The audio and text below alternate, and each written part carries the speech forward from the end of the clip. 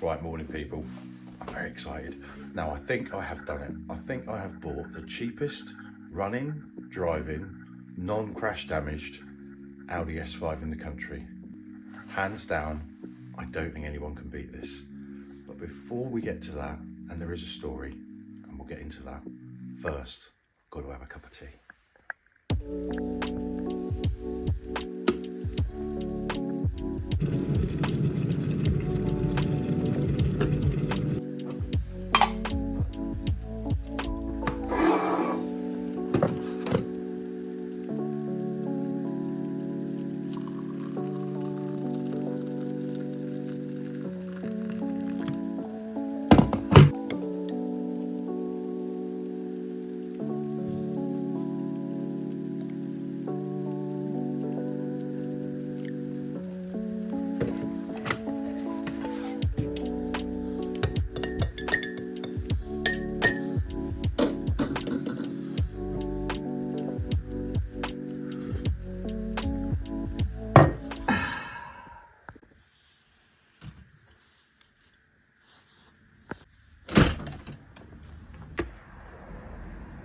And here she is, ladies and gentlemen.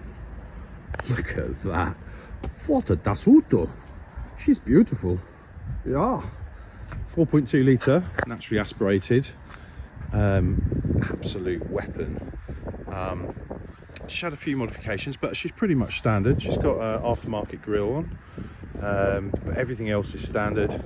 Standard suspension. She's got an aftermarket exhaust, which makes her sound quite rude, I have to say. But look how straight she is. The paintwork's in great condition. You'll see that eventually once I clean her up.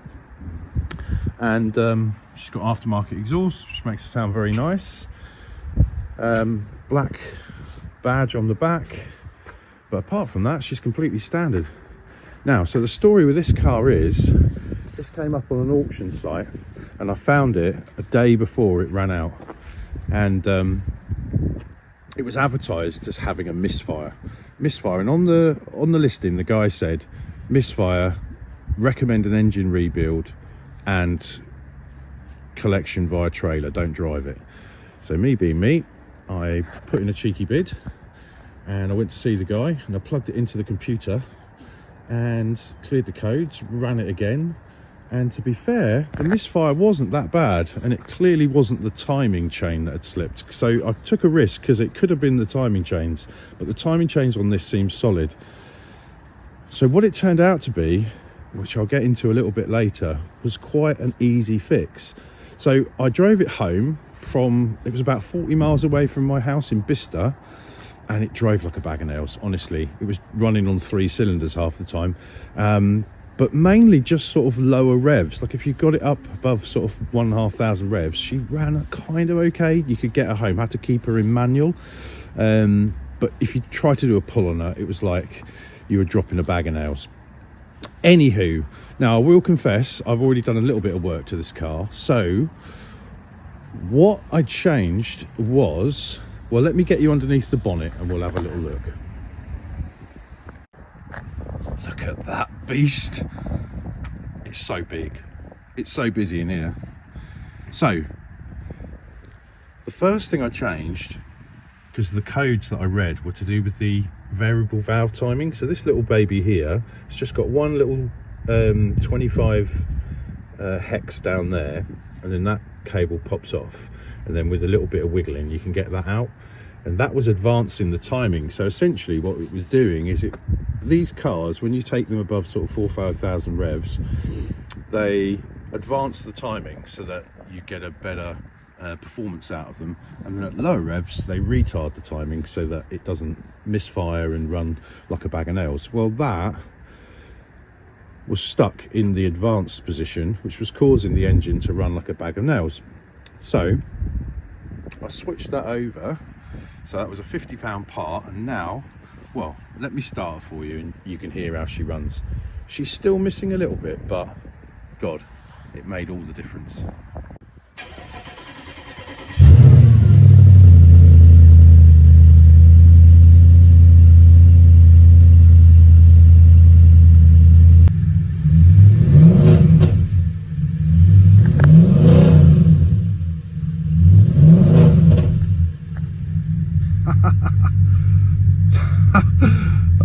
makes me smile every time. So as you can probably hear, if you can hear me above the sound of this beast, she's still a bit lumpy. So I think at some point, I have got service history with this, but only one key. So we're doing all right there, and she's got some good service history, but I think at some point she's definitely had these replaced because they look brand new. They're the high pressure fuel pumps, and they're known to make the car misfire. She's also had a full set of gaskets on the rocker covers, which means that she hasn't got any oil leaks, which is quite rare for these models. They're normally leaking like a sieve. So yeah, very pleased. The engine, I have taken her out for a little drive and she does run quite well. Let me just switch her off and then we can discuss what else is wrong with this car. So inside they've got these horrible mats, which I will change. Now these mats are because somebody has let the drain plugs fill up with loads of dirt. I mean, I took these off under here and there was half a tree. I kid you not. So I've just cleaned the drains out down there and I need to clean that all up in there. So the plan of action with this car is we need to basically get it running and hoon about in it for a few months, and then we shall sell it on. But when I was driving it, it pulls quite badly to one direction. I think it was to the right. So there's definitely a problem with the brakes, but it was sat for a few months, so that's probably to be expected. I think I'll leave the grill on it. Obviously it needs a jolly good clean, so I'm going to need to get the brakes off, but both brake discs have not got much of a lip on it, and they were replaced recently. In fact, the rears have got no lip at all. They were replaced recently for the MOT, so it's got 4 new tyres on it. They're all matching. I also noticed that this rear light is doing its best SpongeBob SquarePants impression and is under the sea, so that needs a new light in there. Inside it's pretty clean actually, apart from those horrible mats. It's pretty standard, it's not been mucked about with, no stuck on carbon anywhere, but yeah, it's all very clean. Everything's working apart from the blower. So when you switch this bad boy on, this side blows boiling hot air and this side will go down cold or hot. So they're obviously dual climate, so they're controlled by 2 different flaps.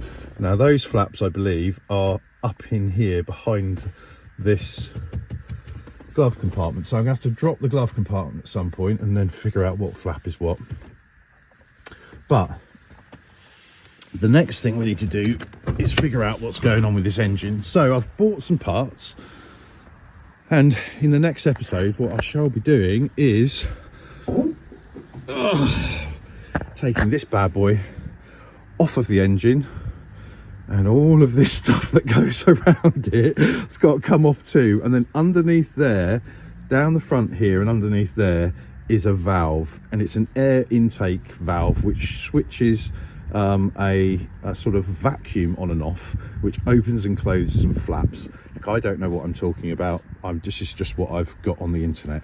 So and those flaps can cause it to misfire. If we can't fix the misfire, she's not worth anything. So whilst we're under there, there's also another thing that can fail on these, which is called a PVC or PCV valve.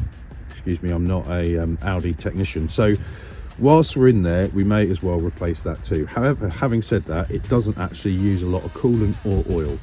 So all in all, she is quite a nice running car. So how much did I pay for this beast? Would you believe I only paid £1,060?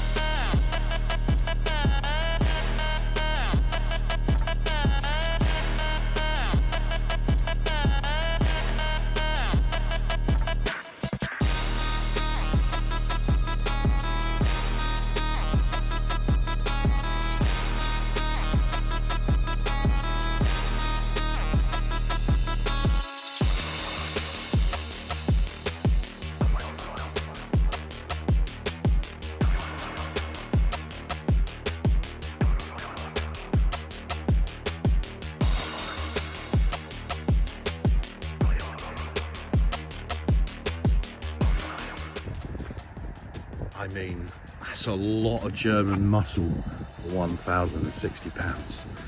Now, it isn't without its problems, but it's nothing I can't fix. Touch wood, cross fingers, say a little prayer. But yeah, so join me in the next episode when I get my fingers dirty and hopefully fix my Audi S5.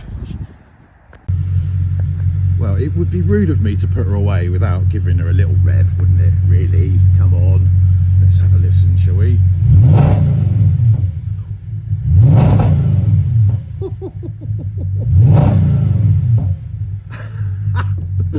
Oh, that is something else. What a beast. I can't wait to get this fixed and out on the road. Right, people, I shall join you in the next episode. But until then, peace out.